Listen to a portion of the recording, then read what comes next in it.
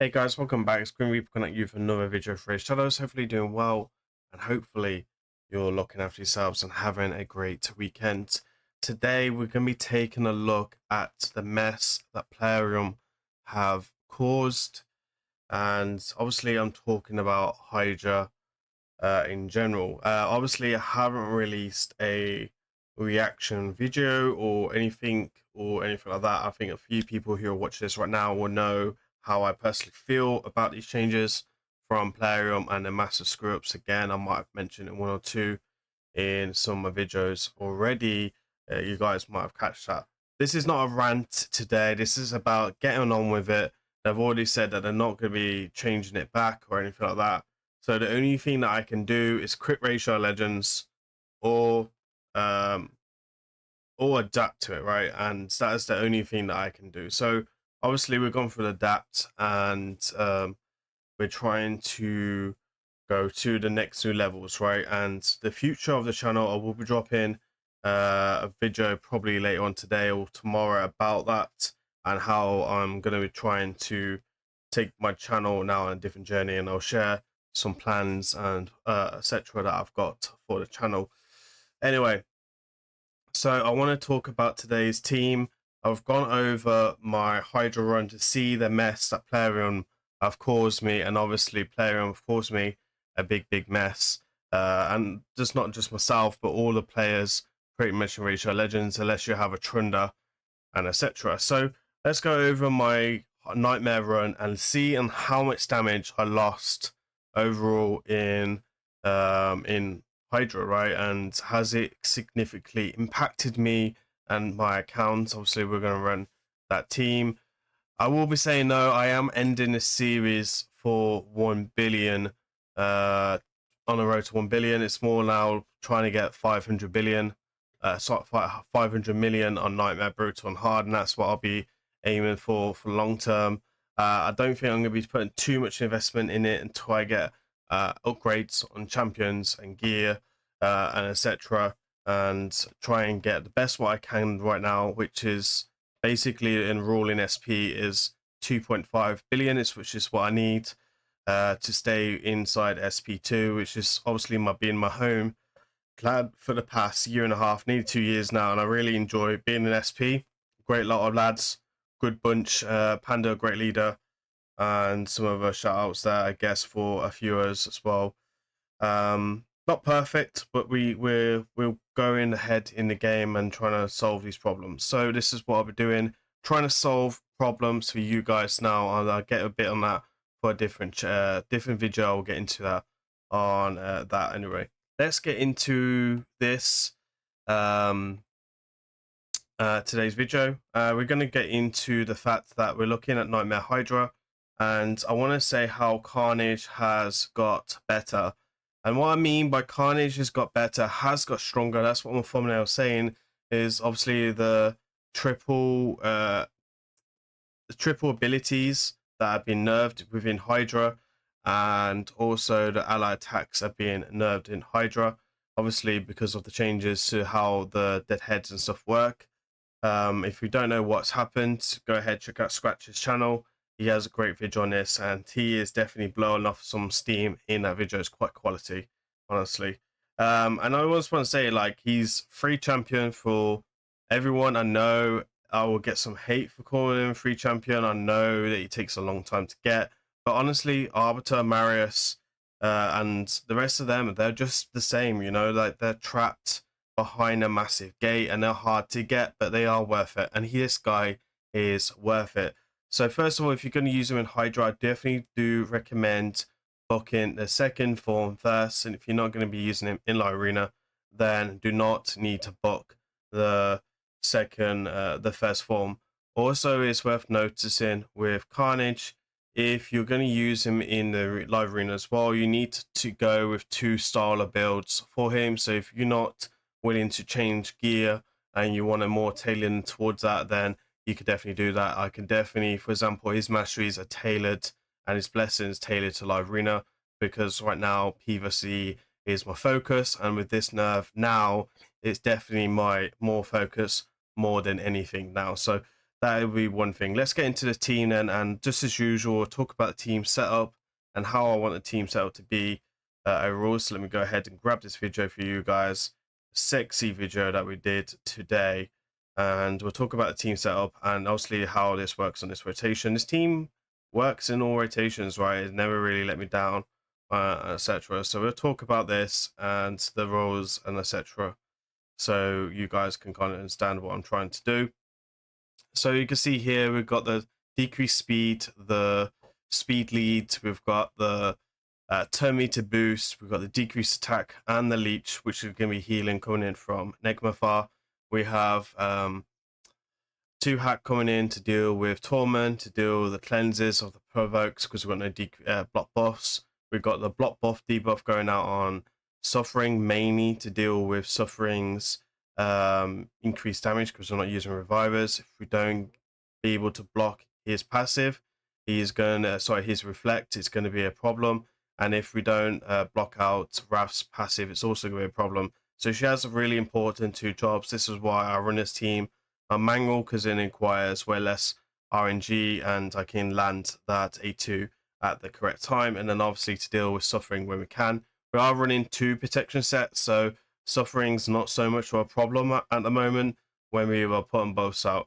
Michi is obviously in here to put the defense down. He brings the Hex. He's also in a provoke set, which is really solid in a provoke set. Does lower damage on him, I am aware of that, but he also does help me to do more damage on with Carnage and keeping that control when DK is up, because if he does that cleanse, this brings Wrath, Suffering, Mischief, all of them back of the head, and it's really important. And when I do takeovers, the first thing I'm trying to do is control DK as best as possible. Now, if you're not aware, you can do the the A1 on Lady M with a Night Reaper champion, with the same faction champion. So they both are Shadow King, for example, and he will be able to have more chances of putting up that provoke. He also counterattacks.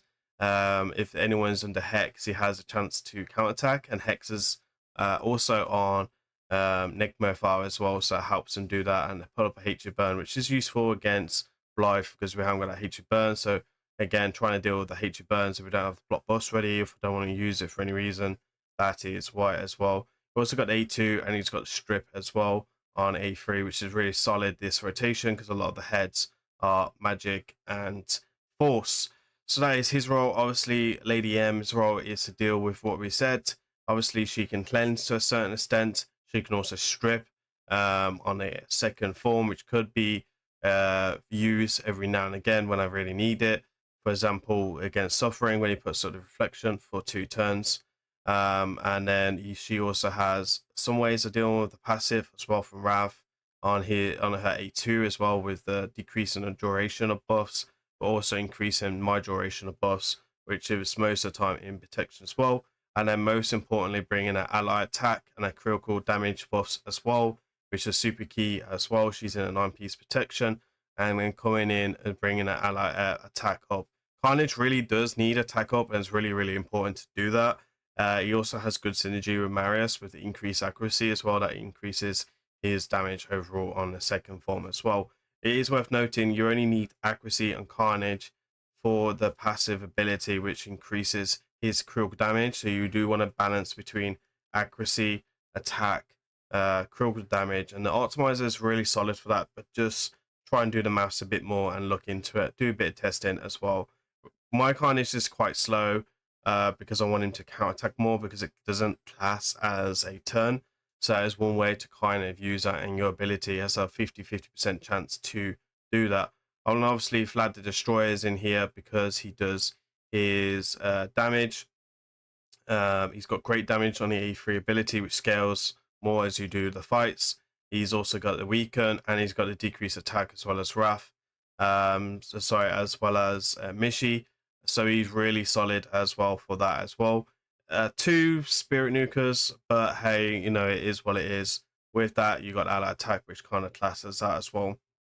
And you'll notice throughout the run, I'm trying to be a bit more smarter. So let's talk about the setup and how we do the setup of this fantastic team. There is ways that you can replace this to be better. or do cheaper versions of this as well. So like just try and copy the mechanics, like for example ally attacks. You can do the block buffs and the veils, for example. There is that tree guy that can do that, and then the decreased speed as well, and then defense down the weekend, and etc. Right? So you can see here we will land the block buffs. We want to kind of put block buffs on everyone. So poison cloud is dealt with. It's really important this rotation. We're gonna drop the AoE decrease speed because there's no serpent's wheel to worry about, and slow down the heads, and again slowing down DK. Then we're gonna do the ally attack this time into DK this rotation. So we got a chance to put up the provoke from the set. We also will deal with the weaken here to try to get some damage into the team, and then Michi will come in with the defense down ability as well. You could use the A3, which has a double hitter, more chance of provoke, but I generally just try and set up that. As you can see, we've already got some hex out overall. Carnage is quite slow, so you can see there TUHANRAK took 2 turns for time he took 1, but which is good because you've got the increased attack with starting off abilities.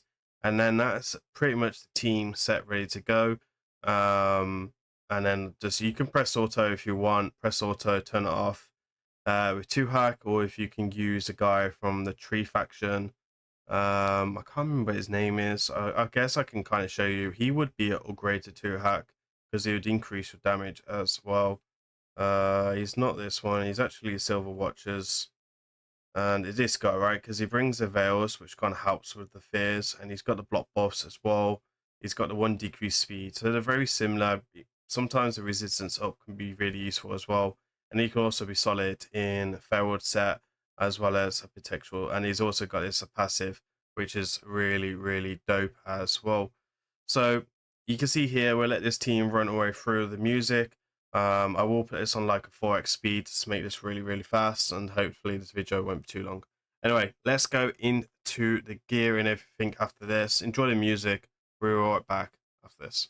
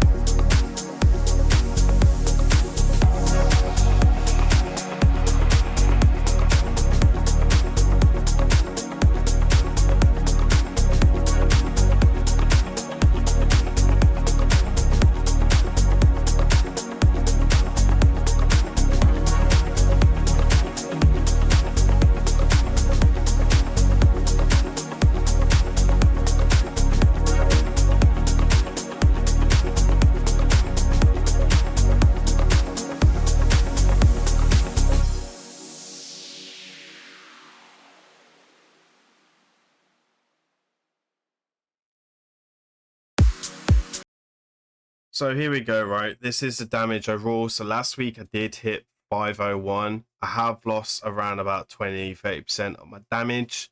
But overall, after the nerf, this is not too bad as a damage reduction compared to other accounts I've seen who have took a bigger hit than this overall. Michi coming in with some solid damage, Vask also coming in with some solid damage, and Carnage honestly has lost most of the damage more than anyone. I think he lost like 50 million damage on him, which is a downside, but you're going to have that now on pretty much any DPS champion, and I still will stand by my words that he's probably one of the most strongest top candidates now as a DPS champion. I have changed his build to kind of be a bit better, which we'll talk about in this as well. So you can see here, just jumping straight into Carnage, right? The man of the show, the carrier of the team. Obviously, they all got very important roles in this team. We're going to show you the bonuses as well. I'm working on HP next for the bonuses and then probably attack after that. So you can see here, 43,000 HP, want a bit more again. Blaster Destroyer's got lower than this, so I do want a bit more than that. But attack coming in at 8,900. I can't remember, I think his old build had 9,100. So I lost a little bit of attack, but there's plenty of oil to go ahead and do this. So I will oil this gear when I need to. Speed's coming in at 185. Again, I spoke about wanting him to be slower. And then again, coming in with 349 critical damage, 300 accuracy. Again, you only need the accuracy to flip around for the critical damage for him. He doesn't put any debuffs or anything, so you don't actually generally need to worry too much about accuracy on him. It just is a bonus overall. And then I got the 20% ignore defense as well. Blessing again is aimed at arena, so please try and forgive this. I would recommend to use cruelty, probably the best one until you get 6-star, and then the 6-star I'd probably go Crush and Rem. I'm not going to be putting Crush and Rem on him. I might do a video testing, comparing him with no blessing and Crush and Rem, so you guys can kind of see that when I do attain a 6-star on my build, so you can kind of see the comparison of blessing. I think that'd be really cool. And then these are the masteries. Again, these are not the best masteries. Honestly, this is just aimed at generally just aimed at the fact that this is arena masteries. So let me go ahead and show you some masteries that I would recommend to take for Hydra if you was mainly just want to worry about the Hydra side. So again, I would probably just focus on this here, and then I'd probably come in for like this. He does always get like a lot of HP, so I would recommend taking Life Drinker because he heals, and you can see in the team that he heals by 45 million, which is way more than anyone in this, and everyone else is basically healing from Leech or Life Drinker as DPS champions, because I think Life Drinker is very, very key. But I think Life Drinker is actually a waste on him because on how much he can heal. So I'd probably come in with this because we can't really grab that. Cycle of Violence will be really key. You can also go Hound Smash, I think would be super key. You could calculate the amount of buffs that he's putting up as well and how much ignore defense he's doing if you got him in like Merciless set, because Hound Smasher could be pointless once you hit 100% ignore defense. He's not going to do any more than that. So you could calculate how much he's doing with Crush and Ram, etc. And then I'd probably go with Kill Stake as well with this, or maybe even Blood Shield, which would be really solid for a bit more healing. And then I guess Spirit Haste a bit more. Well, Spirit Haste doesn't do anything because this team, no, you don't want anyone dying. If someone dies, it's pretty much a reset. So yeah, and then accuracy, I guess, for that side, which would make more sense.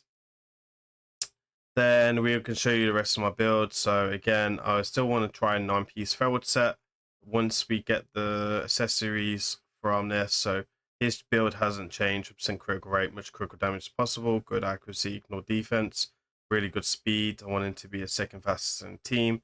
I want him to be slower than 2 hacks, so we can put up 2 hacks block boss and require way less RNG. Cruelty is the way to go for me for him. And again, like triple refresh is super key. I do have the 9-piece protection, But detection doesn't make no sense. Ferald would be the better set for as a 9p set, but I'm not too sure if we'd lose damage overall, so that'd be something I need to test. Flad the Destroyer as well, which is one of my MVPs. Definitely really underrated. I'm really depressed that I don't have high level blessing for him. And like right now, with how much I'm playing with HYDRA, I'm really reluctant to spend any type of silver essence. I'll be mainly just again mainly putting in for P versus P for this. I will maybe try slowing down. I've got a bit more HP in this build now. So maybe I'll try slow him down a little bit and increase his attack overall. But once you got that level 2 blessing, you'll go to 6,000 attack, which is really, really healthy to have on champions. Then we got Michi coming in with the provoke set again, trying to get him to 6,000 defense would be really solid. Right now, it is worth noting we'll probably get another 750, 600 from the Great Hall, from the live arena side once done overall. Right, so yeah, these are the stats overall. Again, really solid speed, sort of stuff I will be trying to improve overall. Natural Wrath is a blessing to go for me for him. I don't think there's any other strong candidates other than that. And then these are the masteries. I don't know what's happened with my raid, but it seemed to not be on full screen no more. So these are the blessings. Again, I mean, Snipe is pretty nice at A1. Yeah, I'd say Snipe. I think it's really a tough choice between Snipe and Killstake. I think for me, I just like the Snipe a bit more, 5% chance of the HE burn. And obviously Master Hexer's pretty solid on him. Cycle of Violence, we do a lot of damage. Life Drinker, super important. And then it's pretty self-explanatory on them. And then after that, we're going to show you the TUHANRAK. Again, you would have seen her many times. Very basic masteries overall. And then you've got Brimstone. Again, I guess you could take Cruelty on her. I guess she doesn't have a lot of abilities. I don't think it really tends to matter too much. And then 9-piece protection. You could maybe try Ferald. I think it could be solid on her as well if you have the Ferald. To be honest, like maybe it's really hard to kind of say which one would be better on her out of the two. I think it'd be really, really slim numbers overall. So again, good accuracy, critical rate, critical damage to try to get a bit more out of her. Good speed, and then survivability, which was pretty much what I wanted from my TUHANRAK. Not the perfect gear in the world, but you kind of, you like this with a 9-piece protection to try to get that extra damage overall with Lady MIKAGE, which is going to be super key. Which I guess is the last champion for today's video to kind of showcase. I will go ahead and roll up a gear now that the enhancement has started to kind of help with that survivability overall. Bit of a tight one when it comes to silver, but these are the stats for her. Kind of screwed up on her again actually. I did rebuild her last week for accuracy. I think I didn't change the banner, which I kind of need to work on because you do need more accuracy, and I think I did adjust it last week and I didn't notice when I run it this week. So that's one thing to kind of note. Always check your builds overall. So yeah, then you can see here with the accuracy is the better way to go, because also we will improve max out accuracy at some point. We'll get to 350 overall to be better for that as well. So that'll be something I'll be working on for next week. I'm actually going to go ahead and save these accessories now, so I don't have to worry about it, right? So that will save on the accessories there. Anyway, that's it for today's video. Please remember to like, comment, subscribe. I've been Grim. I'll see you on the next one. Peace.